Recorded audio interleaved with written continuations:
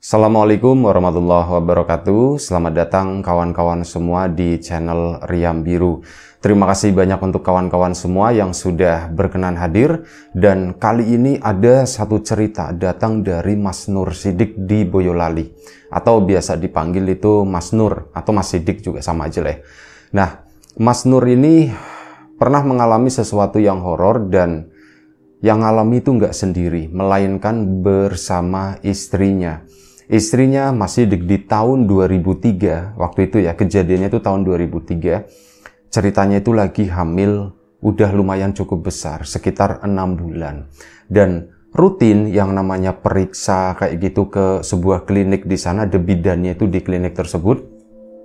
Itu udah rutin gitu ya, tertib lah termasuk, dan ya alhamdulillah kehamilannya itu baik-baik aja. Istrinya Mas Nur juga sehat, bayinya juga pertumbuhannya itu normal dan sebagainya. Sampai pada kisaran kehamilan sekitar 6 bulan tadi, periksa lah waktu itu. Nah, biasanya periksa itu juga sore, sekitar dari jam 5, dari jam 3 itu sampai jam 5, biasanya jam-jamnya itu jam segitu. Nah, ini waktu itu memang datang kesorean.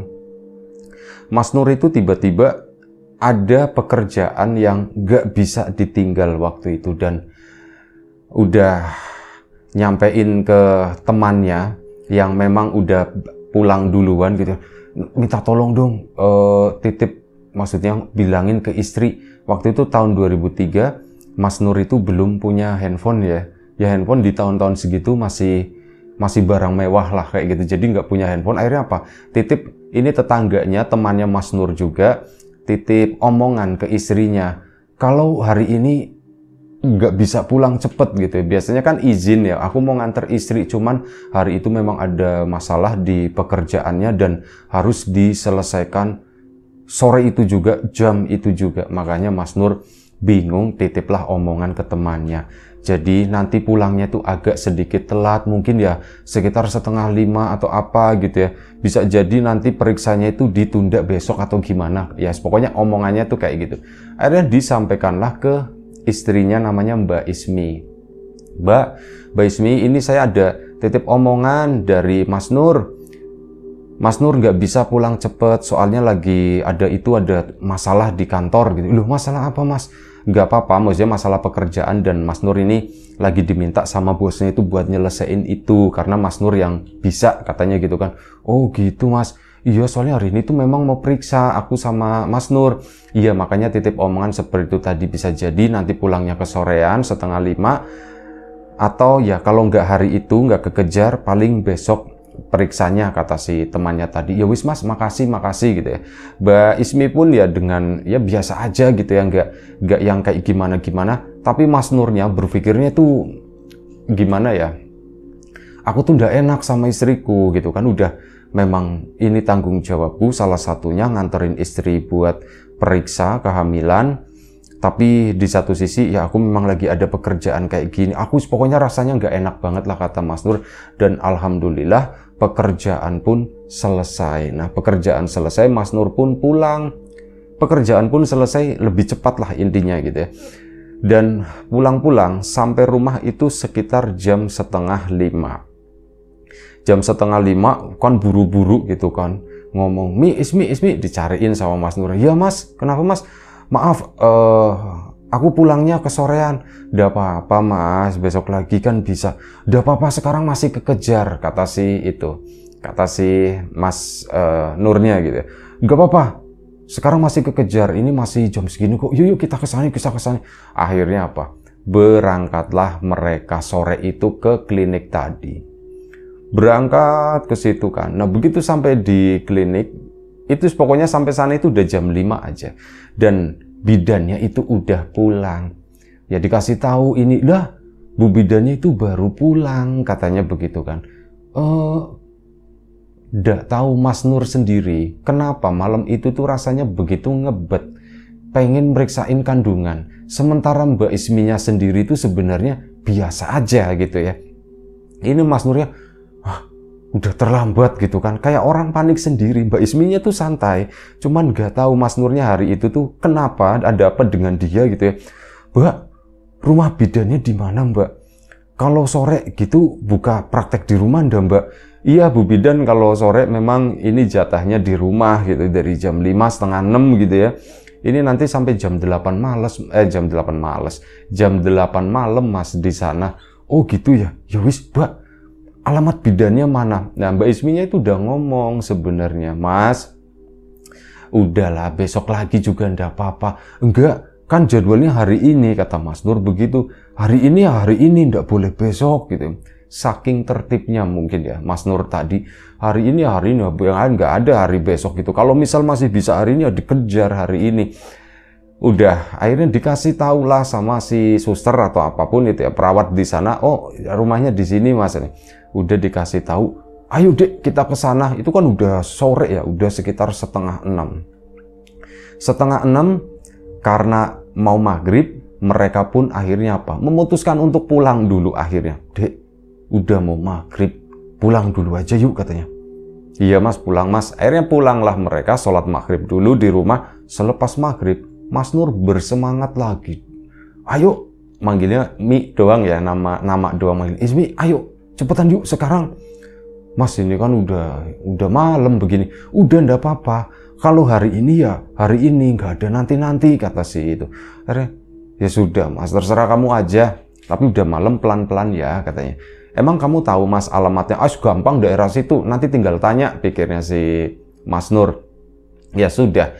Berangkatlah mereka sekitar jam 7 malam itu baru berangkat, kan katanya sampai jam 8 ya. Masih kekejar lah pikirnya si Mas Nur. Jalanlah mereka, memang rumahnya itu tidak terlalu jauh ya, masih di area-area, masih satu kecamatan lah gitu ya, masih di situ. Dicarilah menuju ke desa tersebut di mana Bu Bidan itu tinggal. Nanya-nanya gitu kan, Bu Bidan ini, oh masih ke sana lagi Mas, masih ke sana lagi Mas. Jam kan terus bergerak ya, jam setengah 8 udah mulai agak malam. Dan Mas Nur itu juga waktu itu mulai merasakan sesuatu yang aneh. Dia itu lagi nyetir motor, ini ngelamun kan akhirnya jatuhnya. Aku kenapa bersemangat banget ya, kenapa nggak nunggu besok pagi aja balik ke klinik lagi ke situ, ngapain malam-malam begini, istriku lagi hamil, tak ajakin motor-motoran malam kayak gini. Nanti kalau masuk angin gimana ya? Itu pikirannya tuh gelambiar, pikirannya tuh melayang kemana-mana ya kayak gitu.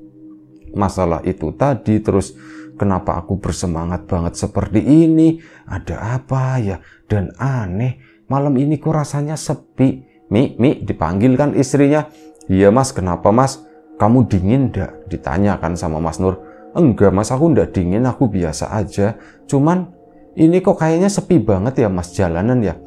Iya jalanan sepi banget. Nah di situ baru, Mi kita mau kemana ya Mi ya? Itu kayak orang, Mas Nur itu justru kayak jadinya kayak orang linglung atau gimana. Mi kita mau kemana ya Mi ya? Lah sampean gimana? Kita kan mau ke rumahnya Bu Bidan. Oh iya astagfirullahaladzim, kita mau ke rumah Bu Bidan. Lah ini udah sampai mana Mi? Ya aku ndak tahu Mas gitu kan. Akhirnya apa, di situ nyari-nyari petunjuk, ada petunjuk mungkin nama sekolah atau apa gitu kan. Ini akhirnya ketemu petunjuk lah, kelewatan. Udah kelewatan, balik lagi si Mas Nur. Akhirnya ketemu jalan, nih belok ke sini nih bener. Akhirnya belok ke situ, ya perjalanan makin tambah malam. Mas, apa ini nggak kemalaman Mas? Katanya Bu Bidan itu kan sampai jam 8 buka prakteknya. Wis udah ndak apa-apa. Ini kita udah nanggung sampai sini, cobain dulu sampai ujung. Kalau memang udah nggak bisa, ya sudah, besok lagi kita ke klinik. Kayak gitu jawabannya. Mas Nur itu masih bersemangat lagi, dan dengan kebingungannya, iya juga ya, kenapa aku nggak bilang, iya juga ya Mi ya, kamu bener, kenapa nggak besok aja? Mbak Isminya ya nurut-nurut aja soalnya kan. Akhirnya sudah lanjut ke sana, tibalah di suatu titik di mana Mas Nur itu bingung. Berhenti akhirnya di sana kan. Mas kenapa berhenti Mas? Mbak Ismi nanya. Mas bingung, kita itu kemana ya Mi ya, habis ini ya Mi ya. Lah kan kamu bilang katanya tahu daerah sini Mas. Aku tahu Mi, cuman kok tiba-tiba aku jadi bingung sendiri, kata si itu, kata Mas Nurnya. Lah kok bingung kayak gitu gimana Mas? Kalau bingung ya udah mending kita pulang aja, katanya begitu kan. Nah, lagi bingung-bingung kayak gitu, mempertimbangkan iya ya kita pulang aja tuh gimana. Nah, dari kejauhan, untuk pertama kalinya, untuk sekian menit ke belakang, mereka itu kan nggak ketemu sama satu orang pun. Sepi, bener-bener sepi. Rumah semuanya nutup, nggak ada orang jualan, nggak ada orang lewat. Bangunan-bangunan ada, cuman sepi. Nah, ini ada dari kejauhan itu sebuah becak. Ada becak kercak-kercik lewat gitu kan. Itu ada becak. Kita nanya aja nanti sama si itu. Nah, ternyata apa? Becak itu sebelum ditanya, becak itu minggir. Kan dari arah depan sana ya. Ini minggir ke arahnya si ini, nyebrang jalan berarti. Yang naik itu seorang ibu-ibu dengan dandanan kebaya rapi, cantik gitu ya. Kayak habis kondangan atau apa gitu. Nah, si becak itu berhenti di dekatnya si Mas Nur sama Mbak Ismi. Ini si ibu-ibu tadi, Mas, istrinya hamilnya udah gede Mas, kata si ibu-ibu tadi. Mas Nur pun, iya Bu, ini lagi mau periksa gitu, to the point si Mas Nurnya. Saya lagi mau meriksain istri saya ke bidan, cuman kemalaman. Ini lagi nyari, namanya Bidan Hayati, di mana ya Bu ya gitu ya. Oh, Bidan Hayati, mari tak anterin, kata si ibu tadi. Pak, anterin ke Bidan Hayati ya Pak. J Bu, mari ikut. Becak pun dibalik, si ibu tadi naik becak lagi. Mas Nurnya pun, oh, sedek gitu ya. Oh, ayo Mi, naik. Mbak Isminya tuh diem aja. Nah, giliran naik Mas, aku takut Mas. Ngomong begitu sih Mbak Ismi. Kamu takut kenapa? Masih sore kok, masih jam 8, kata si Mas Nur. Iya Mas, cuman aku takut, katanya. Sudah, enggak usah takut. Ibunya serem Mas, kata si Mbak Ismi. Serem-serem apa, orang habis kondangan ya begitu. Kamu nggak pernah lihat yang model begituan emang gitu ya, habis kondangan ya kayak gitu. Akhirnya sudah diikuti lah. Ya namanya becak itu kan harusnya jalan itu kecepatannya ya segitu-gitu aja. Ini kata Mas Nur speedometernya memang mati gitu ya, sengaja dicabut itu di bawahnya jadi enggak. Tapi rasanya itu kok cepet banget ya. Mas Nur bawa motor aja ngikutin becak itu, rasa-rasanya kok kayak orang ngebut. Dan ya udah, tahu-tahu itu si becak tadi, si tukang becaknya tuh begini-begini kayak nandain ngesen gitu ya, ngasih lampu sign gitu ke kiri mau berhenti. Mas Nur pun akhirnya ngerem juga motornya. Dan di situ ada sebuah rumah besar gitu ya, rumah besar tapi bukannya 2 lantai atau apa, tapi rumah klasik. Wis pokoknya rumah keren lah. Si Mas Nur nggak menggambarkan, hanya menyebutkan rumah dulu, rumah klasik mungkin ya. Ukurannya itu besar, halamannya itu luas, dan di situ ada tulisannya Bidan Hayati. Tapi kan biasanya ada praktek gitu ya, plang itunya kan umumnya pakainya ya warnanya putih, tulisannya tuh hitam. Ini tuh enggak. Jadi papannya itu dibikin juga dari kayu-kayu berukir semacam itu. Mas Nur pun, wih bagus banget. Ternyata Bidan Hayati kaya ya Dek ya. Ya Mi ya. Iya ya Mas ya, rumahnya gede. Nah si ibu itu, ayo Mas mari masuk tak anterin, kata si ibu tadi. Mbak Ismi itu bingung, sempet nyampein ke Mas Nur. Mas, ibu itu aneh ya Mas ya gitu. Aneh-aneh kenapa? Mas Nurnya tetap ngeyel. Mungkin begini loh, dari awal Mas Nur itu udah bukan hawanya sendiri gitu ya. Mungkin seperti itu bukan hawanya sendiri. Dari awal itu udah bersikap aneh soalnya. Dari sangat bersemangat dan sebagainya itu kayak, ya Mas Nur pun malam itu masih bingung dengan hal itu. Mbak Isminya mungkin yang normal, dia yang merasa takut, kok ini aneh ya, kok seperti ini ya, seperti ini. Tapi Mas Nurnya masih bersemangat. Wah, kita udah sampai bidan Ismi. Iya Mas, tapi kok bidannya sepi ya Mas, jangan-jangan udah tutup ya. Mas Nur kan nggak jalan-jalan. Nah akhirnya apa? Si ibu itu pun turun dari becak dan nyamperin. Ayo Mas, Mbak, katanya mau ke Bidan Hayati. Bu Bidan apa udah tutup? atau masih buka? Mbak Isminya akhirnya berani bersuara. Masih buka. Bukanya itu sampai pagi, sampai malam, sampai pagi, sampai malam, sampai pagi. Sambil ketawa si ibu tadi. Mbak Isminya tambah takut. Si Mas Nurnya nangkepnya itu beda. Oh, si ibu ini lagi bercanda gitu. Ayo Dek, ayo Mi, berarti bisa nih kata situ ya. Akhirnya majulah ke sana. Motor pun didekatkan ke rumah tadi. Jadi memang ada gerbang, tapi gerbangnya itu tanpa penutup ini ya. Ada pagar depannya, tapi tanpa gerbang tutup gerbangnya itu enggak ada. Jadi langsung blusuk masuk begitu aja. Termasuk si ibu sama si tukang becak tadi. Nah, mendekat ke sana, akhirnya apa? Si ibu tadi pun yang ngetokin pintu. Ibunya ke sana, tek tek tek tek, Hayati gitu. Hayati dipanggil namanya sama si ibu itu. Ada suara dari dalam. Jeh gitu kan. Akhirnya dibuka, cekrek. Itu memang bener bidan Hayati. Oh, Bu Bidan gitu kan. Ini ada yang mau periksa kandungan. Ini udah dapat 6 kayaknya, kata si ibu itu. Mbak Ismi tambah, kok ibu itu tahu? Apa aku tadi ngomong? Atau gimana? Atau Mas Nur ngomong ya? Atau apa gitu?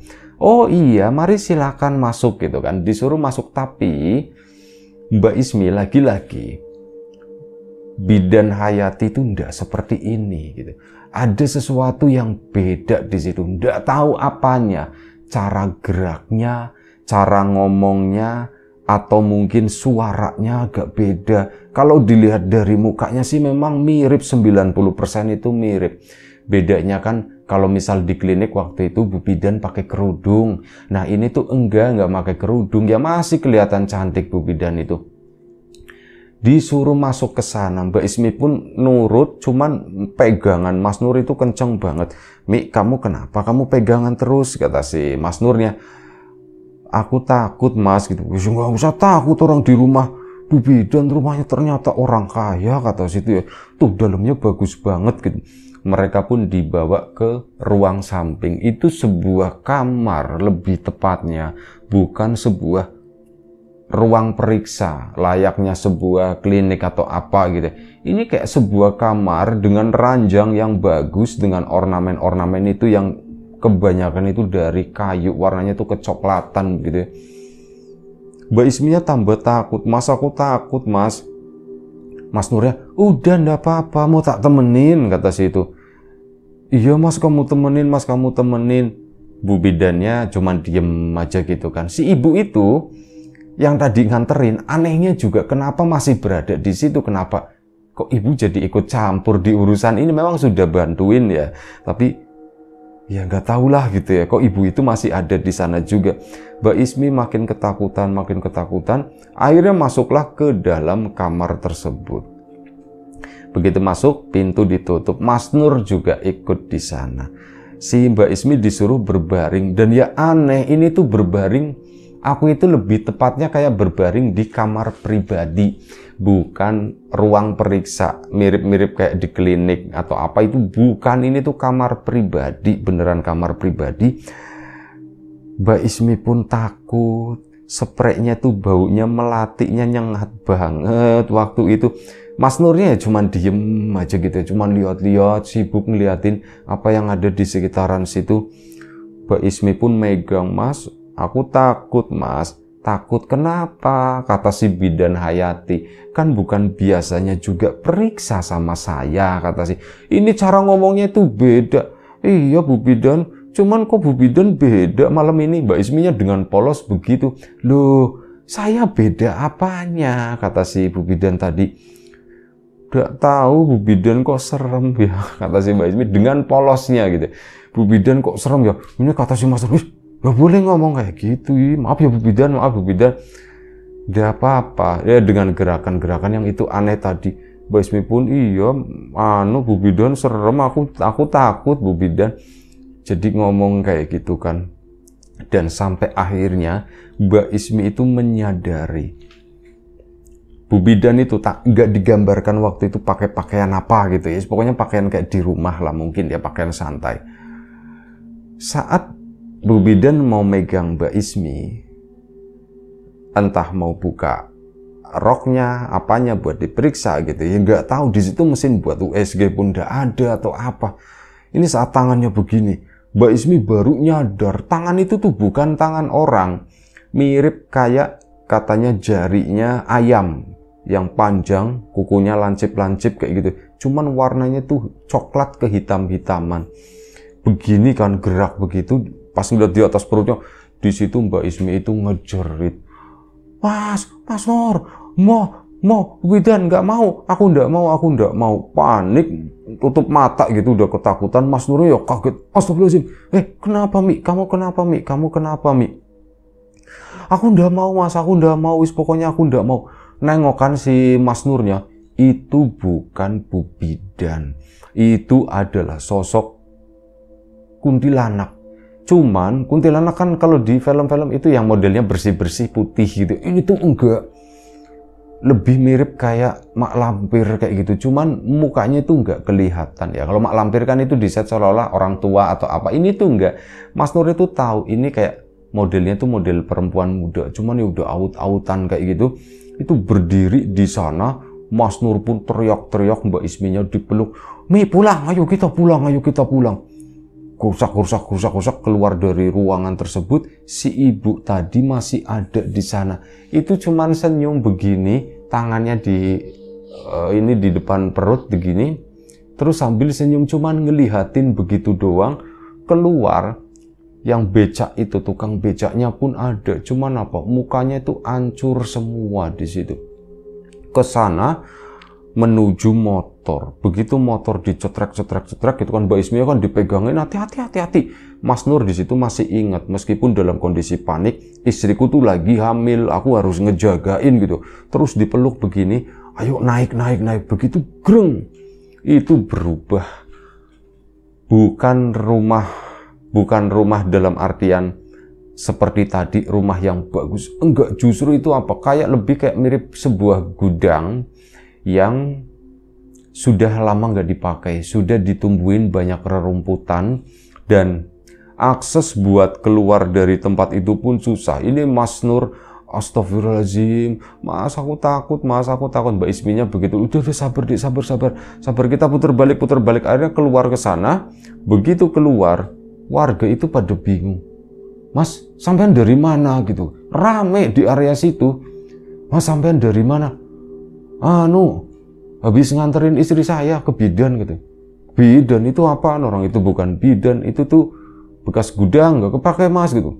Ya sambil nenangin diri, Mas Nur sama Mbak Ismi pun, Mas udah sini dulu istirahat sama warga gitu. Ada ibu-ibunya juga keluar, ya Mbak sini dulu Mbak. Sampai itu mukanya pucat, Mbak sini duduk dulu.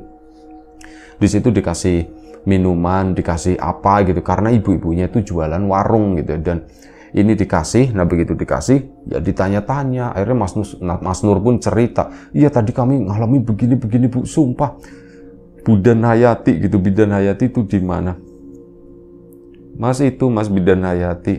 Jadi memang tepat berseberangan sama gudang tersebut. Ini di sini itu ada pelangnya kecil, Bidan Hayati. Ini Bidan Hayati. Bener si ibu itu, kata Mas Nur. Si ibu itu memang nganterin ke rumahnya Bidan Hayati, tapi bukan ke sini, tapi malah dibelokinnya ke gudang situ. Kurang ajar, kata si Mas Nur gitu ya. Mas, kamu terlalu bersemangat sih tadi. Iya ya, dan aku tuh aneh, aku tuh kayak kena guna-guna Pak. Ngobrol sama warga yang di sana. Loh kenapa Mas? Nggak tahu, dari sore itu bawaannya tuh pengen meriksain istri, terus ya dipaksa-paksain. Sebenarnya di klinik itu udah ini ya, harusnya udahlah besok lagi aja atau gimana ya Pak. Saya itu terlalu bersemangat. Akhirnya sudah, malam itu kan ngobrol-ngobrol sampai kurang lebih sekitar setengah jam. Mas Nur sama Mbak Ismi udah mulai cukup tenang. Ini kan ada sajian gitu, mau bayar itu kata si ibunya, nggak usah Mas, nggak usah, katanya. Udah nggak usah bayar. Loh ibu kan tapi warungan, nggak apa-apa, ini kali ini saya traktir, kata si ibu. Udah nggak usah, udah pulang aja, istirahat gitu ya, semoga nanti kedepannya baik-baik aja gitu ya. Akhirnya sudah, Mas Nur pun pulang sama Mbak Ismi. Ya kayak gitulah, sampai rumah ketawa-ketawa sendiri, ada rasa takutnya juga kayak gitu. Keesokan paginya Mas Nur pun berangkat ke tempat kerja, dan di sana Mas Nur kan cerita-cerita ya, aku semalam ceritain masalah tadi ya, semalam ke teman-temannya begini. Ya gara-gara itu kemarin aku disuruh ngerjain begini. Nah di situ pada bingung, apaan kamu bilang sama Pak Ronald gitu ya. Kamu lagi ngerjain sesuatu sama Pak Ronald. Memang Pak Ronald lagi di sini. Pak Ronald itu lagi di Singapura sekarang. Ya nggak mungkin, orang kemarin sama aku, kata si Mas Nurnya. Tanya gitu. Pak Ronald itu kapan ke sana? Pak Ronald itu udah 3 hari di Singapura, belum pulang. Terus kamu ke sini sama siapa? Mas Nur bingung lagi. Jadi ternyata di situ di kantor tersebut itu nggak ada masalah sama sekali. Dan Pak Ronald bosnya itu nggak berada di sana. Dan yang di hari terakhir sebelum Mas Nur pulang itu, dia itu ditemenin sama Pak Ronald. Nur, ininya begini Nur, nanti digantiin seperti ini. Iya Pak, baik Pak, itu dikerjain gitu ya, semacam itu. Cuman faktanya Pak Ronald itu nggak berada di sana dan Mas Nur pun bingung. Terus yang sama aku siapa? Wah, kamu halusinasi, kata si teman-temannya gitu. Kamu terlalu stres kali Nur. Bisa jadi kayak gitu ya. Kamu kan yang dititipin omongan, ya aku nggak tahu, kamu kan cuma titip omongan kayak gitu. Yang aku lihat sih kamu cuma di dalam ruangan sendiri di sana. Ya kayak gitu, nggak tahu kamu lagi ngerjain apa.